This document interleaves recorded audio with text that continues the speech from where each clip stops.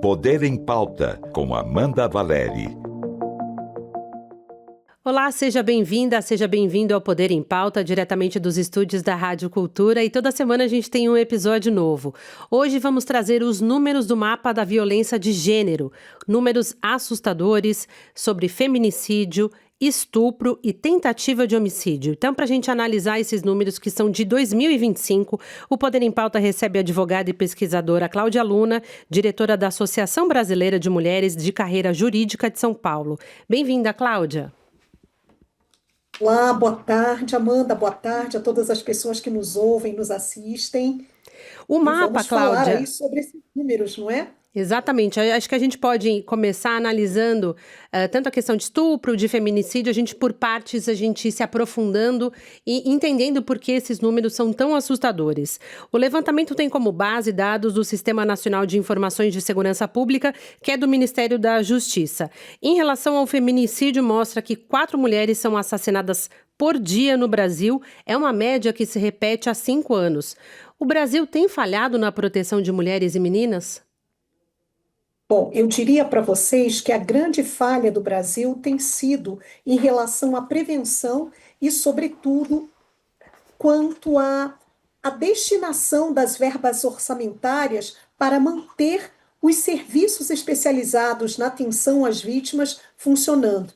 Nós temos observado um desmonte de alguns serviços, o encerramento de outros, a redução das verbas, e, ao mesmo tempo, aliado a isso, nós temos essa escalada estratosférica desses números por conta de episódios, e, sobretudo, a gente não pode desconsiderar a construção sociocultural que nós temos aqui no Brasil, aliados aí a cenários que vêm naturalizando esses cenários de violência de gênero, não é? Principalmente esses cenários que nós tivemos aí experimentando e que vem aí impactando ao longo, posteriormente aí aos 4 anos, não é? Essa escalada de misoginia, de naturalização de discursos de ódio em relação às mulheres, de naturalização em relação à violência, às violências em relação às mulheres,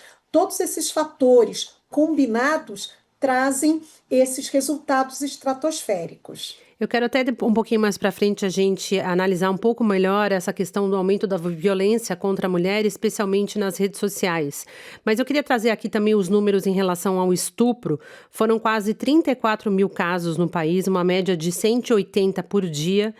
Tanto estupro quanto feminicídio. Os casos podem ser maiores porque existe uma questão da subnotificação, ou por medo, ou por vergonha, ou por desconfiança das instituições públicas. Melhorar as redes de apoio e acolhimento, essas ações são fundamentais nesses 2 casos? Sim, são ações fundamentais nesses 2 casos, porque nós precisamos também avaliar e também colocar análise e também como reflexão que as mulheres em situação de violência, quando sofrem o que a gente chama da violência anterior, de violência primária, quando elas buscam as instituições para ou denunciar ou até buscar uma rede de apoio institucional, elas sofrem uma vitimização secundária, o que a gente chama de revitimização.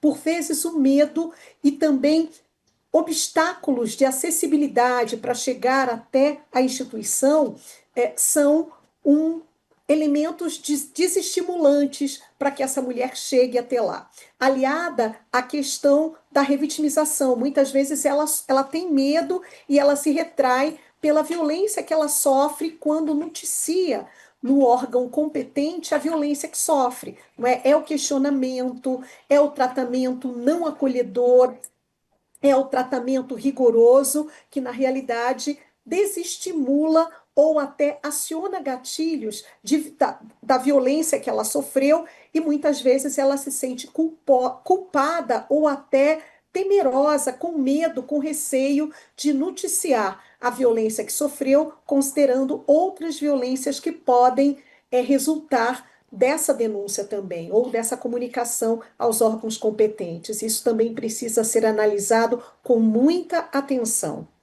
Recentemente, 2 casos brutais foram noticiados pela mídia, um no Rio Grande do Norte e um no Rio de Janeiro. Foram casos que foram gravados por câmeras de segurança dentro de elevadores.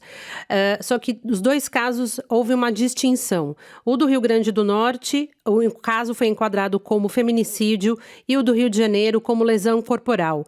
Por que há essa dificuldade de diferenciar esses 2 crimes? E por que eles foram enquadrados em 2 crimes diferentes? Bom, acho que nós precisamos fazer a seguinte distinção. Existe o enquadramento do crime pela autoridade policial quando faz no momento da notícia do crime na delegacia de polícia.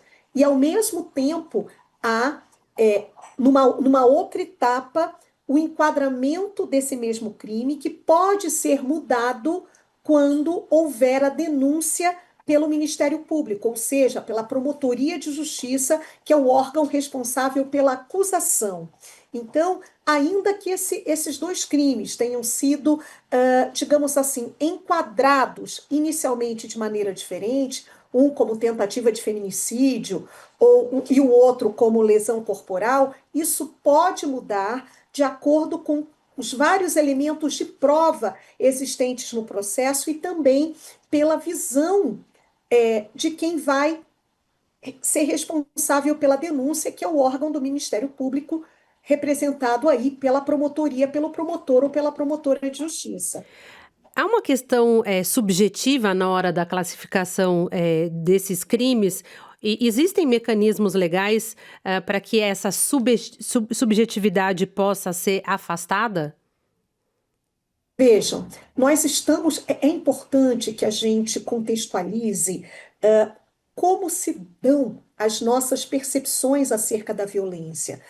Historicamente, nós somos um território latino-americano, e o Brasil não foi diferente, atravessado por um processo colonizatório que, desde o início desse território, da sua fundação, naturalizou essa violência de gênero como se fosse algo que fazia parte da cultura. E, atualmente, as instituições se percebem também reproduzindo na sua forma de prestar justiça ou até atendimento, por vezes reproduzindo violências em relação às mulheres, não é? Violências de gênero, da perspectiva institucional. É importante a gente mencionar aqui que os sistemas, sobretudo os sistemas de garantias de direito e de proteção às mulheres em situação de violência de gênero, repensando essa prática e, ao mesmo tempo, reconhecendo essas dificuldades, essas subjetividades, instituem, desde 2021, depois de 2023, que se tornam obrigatórios, não é? Os 2 protocolos, protocolo de julgamento com perspectiva de gênero e protocolo de julgamento com perspectiva de raça.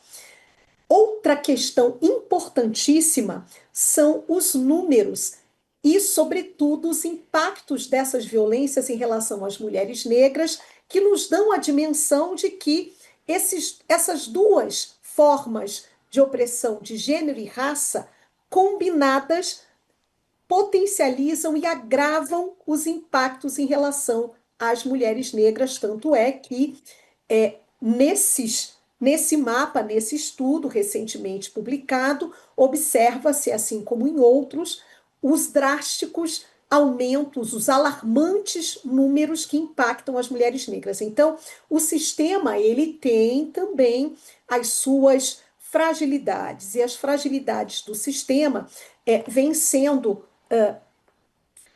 ao longo do tempo, numa tentativa de novas dimensões serem percebidas e, inclusive, de reconhecer que o sistema, por vezes, reproduz essas métricas de violências de gênero e de racismo quando se debruça no atendimento a essas mulheres em situação de violência também. Então, isso também é uma realidade, é um dado relevante. aproveitar que você mencionou a questão da raça, né? A gente sabe que a violência contra a mulher é um fenômeno que impacta todas as classes sociais, mas não é da mesma medida, né? Então, quanto menor a Sim. renda, maior a chance da mulher ter sido agredida em algum momento da vida. A desigualdade social, ela cria uma cultura de violência de gênero? Bom, eu diria para você que as desigualdades estruturais, ou seja, esse combinado, como disse anteriormente, das questões de gênero aliadas à questão racial, e é uma estratégia urgente nós trazermos para a centralidade dessas análises, sobretudo de implementação de atendimentos e de formulação de políticas públicas, a questão racial para o centro, quando nós analisamos a violência de gênero, sobretudo quando nos deparamos e refletimos sobre a análise desses dados que demonstram o impacto dessas violências todas em relação às mulheres negras. Então, com certeza, as desigualdades socioeconômicas, antropológicas, culturais, trazem impactos maiores a todas as mulheres, em especial as mulheres negras, porque nós não podemos desconsiderar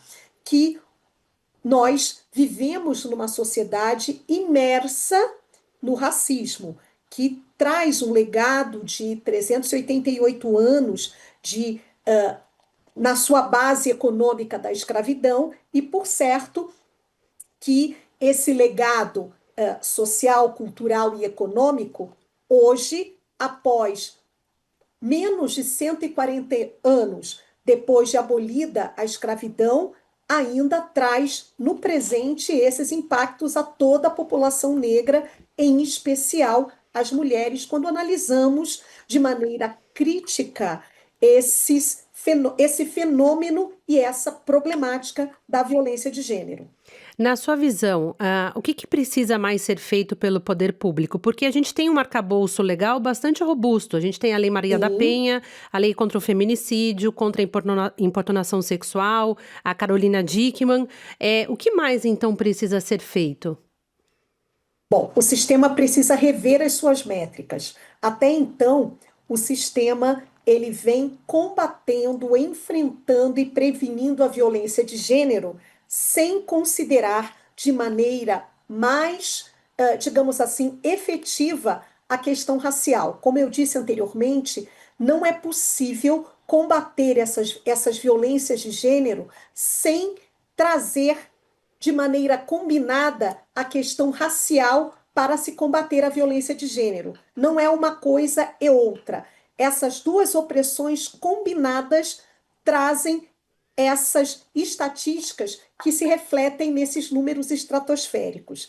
Enquanto os sistemas de garantias de direito e de proteção às mulheres em situação de violência, digo aqui não apenas sistema de segurança pública ou sistema de justiça, amplio aqui para essa percepção sistema de saúde, sistema de educação, ou seja, todos os sistemas precisam estar atentos e, sobretudo, é preciso que se tenha uma oportunidade desse sistema poder decodificar de maneira exata essa problemática para que possa realmente enfrentar a violência nos seus eixos de prevenção, de atendimento às vítimas e de responsabilização aos seus autores e autoras também.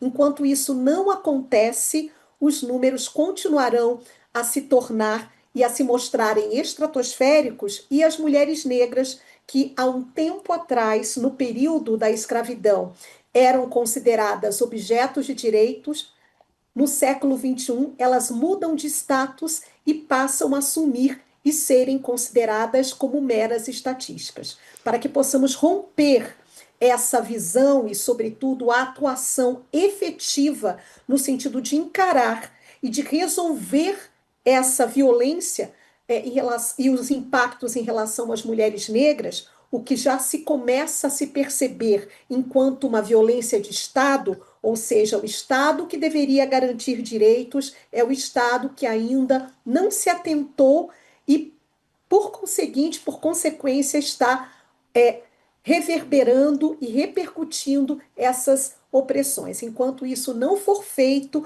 enquanto não houver, digamos que, talvez um letramento, talvez vontade de mudar esse contexto, nós não vamos avançar. E houve o lançamento da segunda etapa da década dos afrodescendentes instituída pela ONU. Razão também porque pela qual o Brasil, que já é signatário de pactos garantidores de defesa dos direitos das mulheres e também de pactos e acordos e tratados de direitos humanos que protegem a população negra, tem aí, nessa segunda etapa da década dos afrodescendentes, essa oportunidade de chamar para si essa responsabilidade que não é de governo, é responsabilidade de Estado, para enfrentar e, sobretudo, mitigar, minimizar esses impactos e, sobretudo, assumir essa responsabilidade de erradicar de maneira sistematizada e organizada e, sobretudo, crítica essa violência de gênero e que, combinada à questão racial, tem causado graves impactos às vidas das mulheres, sobretudo e em especial às vidas das mulheres negras. Você acredita que o aumento das denúncias, porque o mapa da violência de gênero mostra que, por exemplo, no caso dos feminicídios, a média se mantém há 5 anos. Então é há bastante tempo. Isso se dá pelo aumento das denúncias a partir da conscientização maior da população, ou o Brasil de fato está mais violento? Eu diria que há uma combinação dos dois fatores.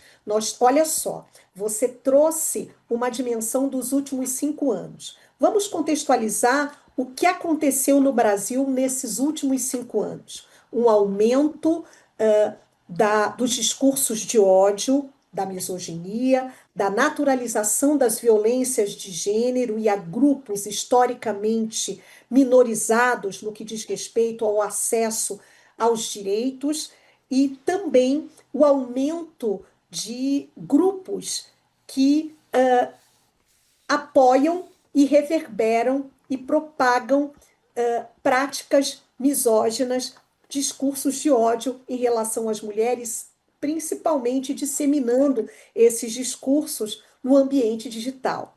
Então, todos esses fatores, por certo, trazem esse cenário que geram e que se refletem nas estatísticas desse mapa da violência.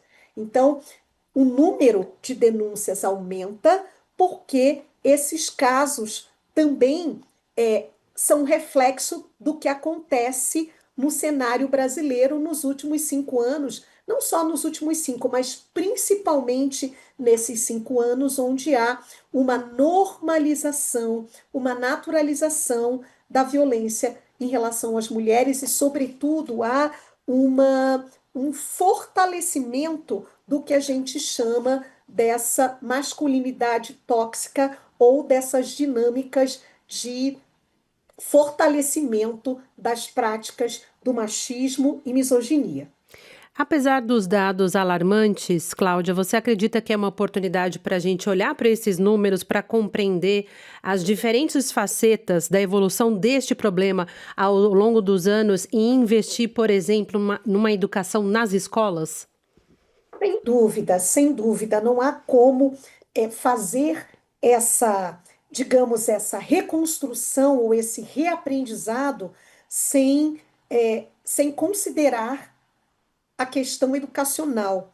E ainda falando sobre a questão educacional, que é justamente a educação e a cultura que nos traz até aqui, nos deparando com esse cenário tão drástico de números tão elevados, não é, tão estratosféricos, como já mencionei. E é importante que a gente também faça, e você traz muito bem essa reflexão, que a gente olhe para trás e conheça e reconheça o quanto o nosso passado histórico, não é? A partir da colonização, que traz a figura do bandeirante, que deve ser entendida como aquele aqueles que iniciam a prática e a naturalização das práticas de violência contra as mulheres nesse território brasileiro, quando eles desbravam um novo território recém-descoberto, para simbolizar essa descoberta daquele território, eles se apropriam de outro território ou de outros territórios para simbolizar essa conquista, que são os corpos das mulheres indígenas naquele primeiro momento e, num segundo momento, das mulheres negras escravizadas de outras localidades de África, e o fazem através do exercício de uma violência cujos dados se refletem hoje, no século XXI, que é o estupro, a violência sexual.